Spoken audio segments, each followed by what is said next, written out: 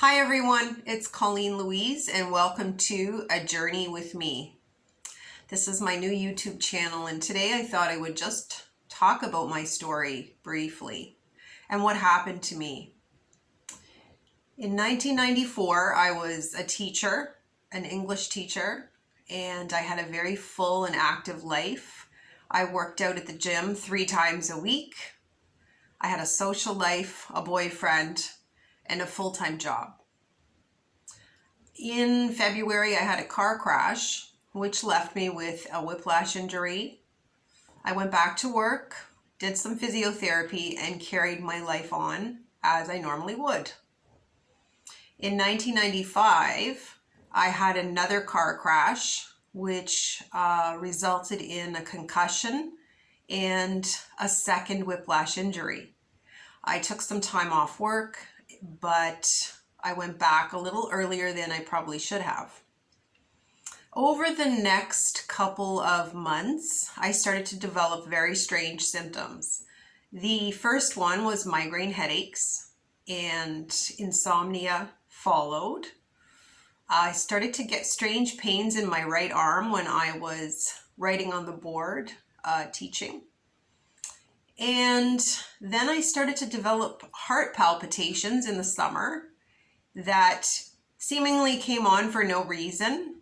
I was very athletic. I didn't understand why walking or doing a little bit of activity would create such strong palpitations. I was put on a beta blocker and it ended up dropping my heart rate and my blood pressure so low that I felt like passing out, so I went off that. I also developed skin problems. I developed gastrointestinal issues. I had all kinds of tests done, a barium swallow, endoscopy, colonoscopy, x-rays. I was sent to neurology. I had an MRI of my brain, checking for multiple sclerosis, because I was having also neurological symptoms that developed, such as numbness, prickling, tingling, almost like a shaky feeling inside, vibrating, really weird things. And at this point, I was still teaching full time.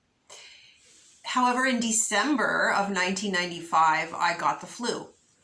And it was a bad flu. I took 2 days off work and I went back to work. However, the exhaustion that you feel with the flu, the tiredness, the muscle aches, the nausea, that kind of thing continued. And it wasn't just in December, it continued into January and into February and March.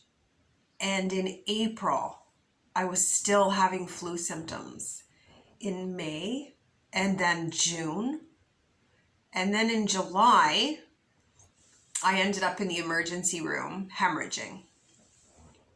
At that point, I decided to take some time off of summer school, and my doctor ran more blood tests, all kinds of tests, and she said, well, I'm going to do a viral panel. So it came back that I had chronic Epstein-Barr virus. And that's the virus that causes mononucleosis, which is also known in the UK as glandular fever. I didn't have mono, but I had the virus that causes it. So at this point, my hair was starting to fall out. I was really not understanding how this was happening. It was an entire 1.5 years of my body falling apart after car crash 2. I was told to simply don't play contact sports, take a multivitamin and rest. And that was it. That's all I was given. And then one day my cousin called me and said, there's a doctor on TV.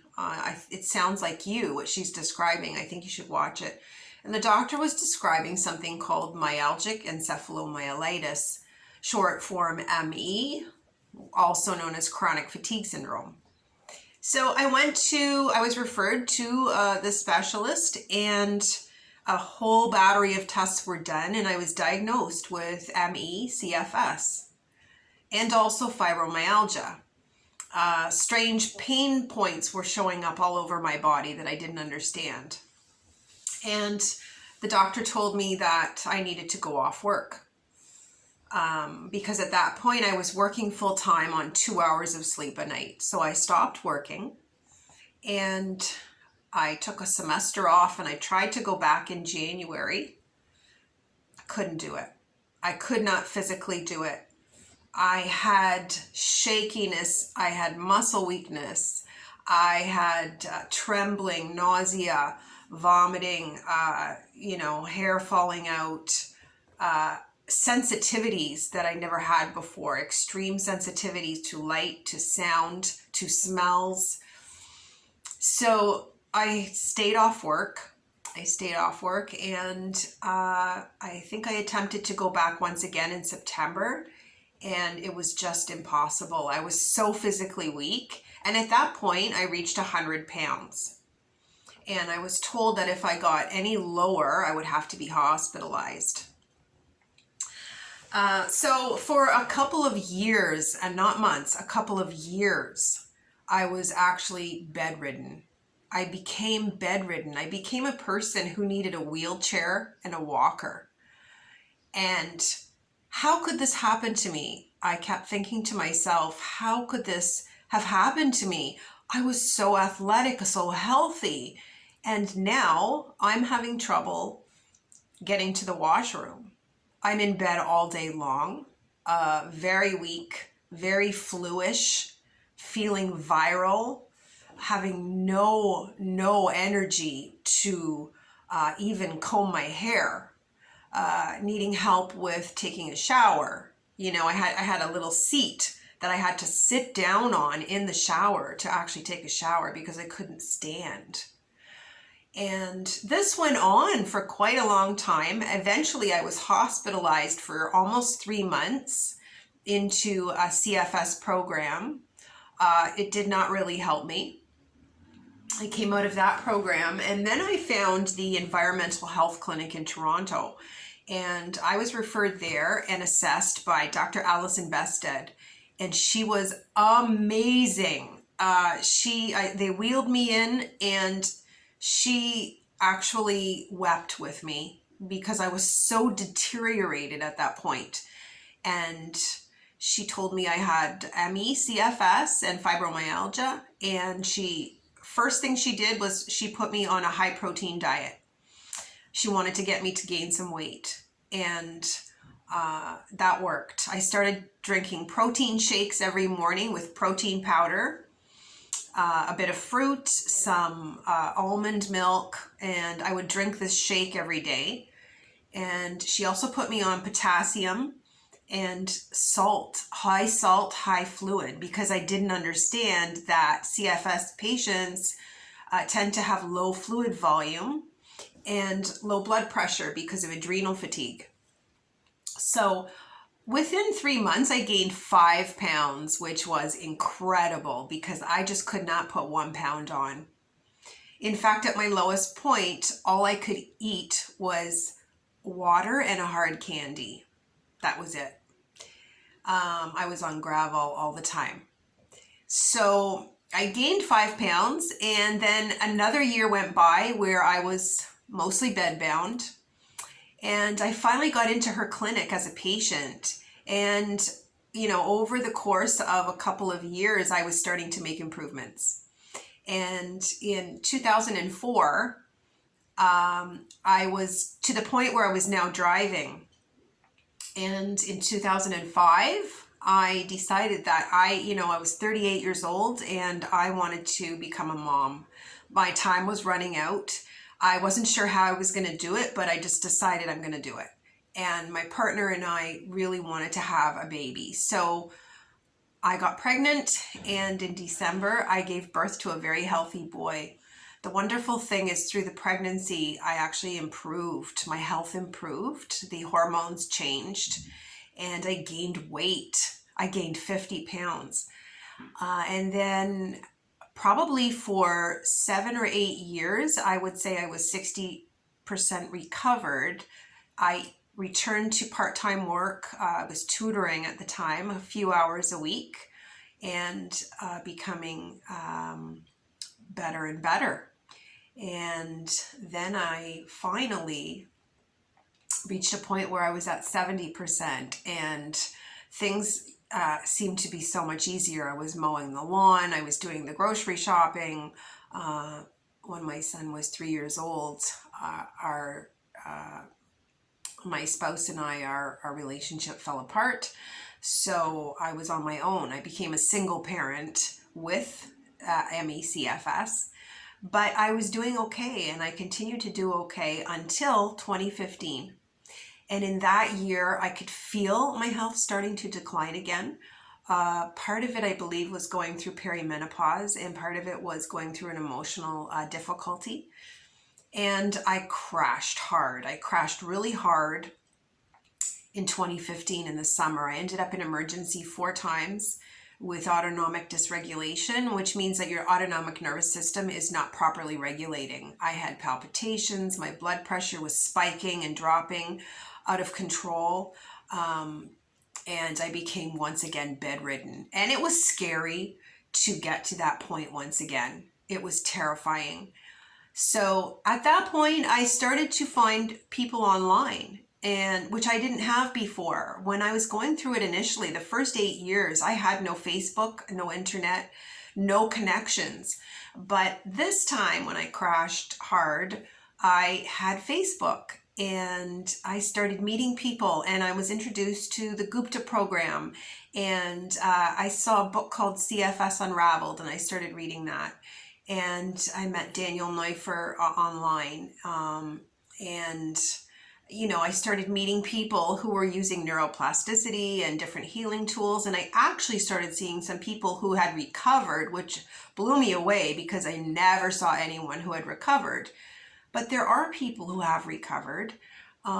There are a lot of people who have made improvements. And then there are a lot of patients who haven't made improvements. So where I'm at today is I'm probably at 50% functioning right now, which is not where I want to be, but I am currently using neuroplasticity. I use functional medicine.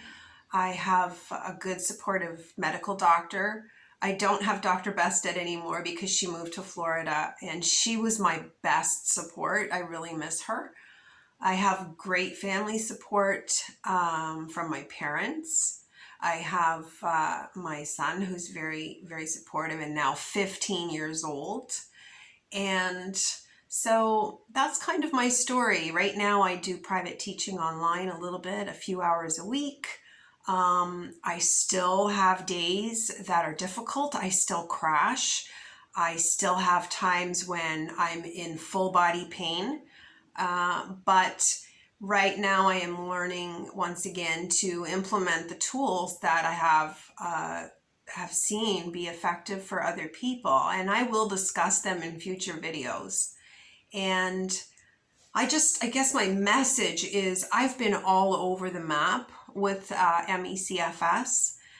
I've had hospitalization and being bedridden on an IV and oxygen, and I've had points where I've been able to walk, cut the lawn, do birthday parties for my son. So I know all the stages.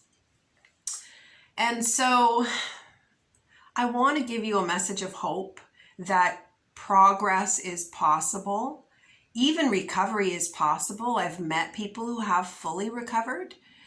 And I just want you to, your takeaway, I hope, is that there is hope in this journey. It's a learning journey. It's very difficult. We are often not understood by the medical community, and some doctors have been dismissive. I've met so many of them.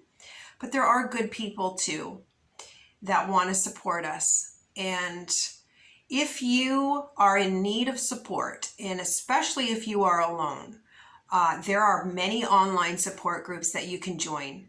I run one. It's called Inner Sanctum. healing, I think it's called Healing Body, Mind, and Spirit. And we are on Facebook. There's another group called Elite Wellness Warriors, and it's run by Vishal Soni. There's another one called mecfsexplore.com, run by Simon Pimenta. These are all free resources for you, and I hope you take advantage of them and keep following, because I'm going to have people on who have CFS. I don't want anyone to feel isolated like I did in the first 8 years. It was very, very isolating. So for now, I'll sign off, and I want to wish everyone a happy Thursday. Just know you're not alone. Be yourself and be you and be real.